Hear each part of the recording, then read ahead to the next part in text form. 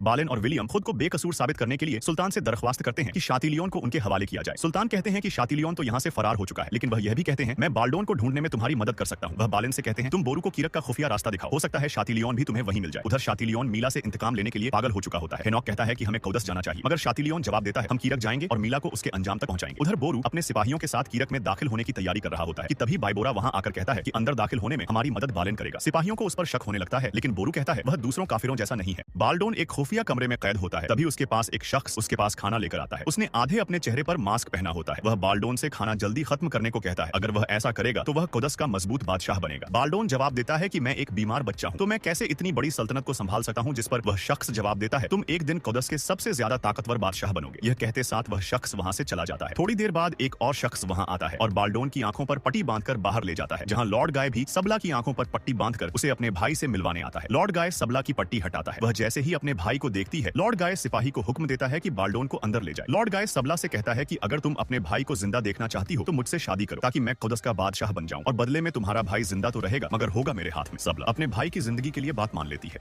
सलाहुद्दीन आदसिज और बाकी सिपाहियों को बोरू की मदद के लिए रवाना करते हैं। वहीं तूरा बोरू को खबर देता है कि शातिलियन अपने सिपाहियों के साथ कबीले की जानिब बढ़ रहा है। बोरू खुश होता है कि सब कुछ उनके मंसूबे के मुताबिक चल रहा है। वह सिपाहियों को समझाता है कि जब काफिर एक दूसरे से लड़ेंगे तो हमें फौरन बच्चे को लेकर वहां से निकल जाना है। उधर सिपाही मीला को खबर देता है कि शातिलियन फौज के साथ यहाँ आया है। दोनों अपने सिपाहियों के साथ आमने सामने आ जाते हैं और दोनों ही एक दूसरे के खून के प्यासे होते हैं और वहाँ एक शदीद लड़ाई छिड़ जाती है। कारातगिन उन्हें लड़ते देखकर बहुत खुश होता है और वहाँ से निकलने की तैयारी करता है। साथ ही सिपाही भी बालेन की मदद से किले के खुफिया रास्ते में दाखिल हो जाते हैं। कारातगिन बाहर निकलने के लिए दरवाजा तोड़ता है कि अचानक एक सिपाही हमला करके उसे जख्मी कर देता है, मगर ऐन वक्त पर बोरू और सिपाही वहां पहुंच जाते हैं और काफिरों को कत्ल करके सब वहां से निकल जाते हैं। वह बच्चे को लेकर खुफिया रास्ते से बाहर निकलने लगते हैं कि तभी का राजा उनके सामने आ जाता है।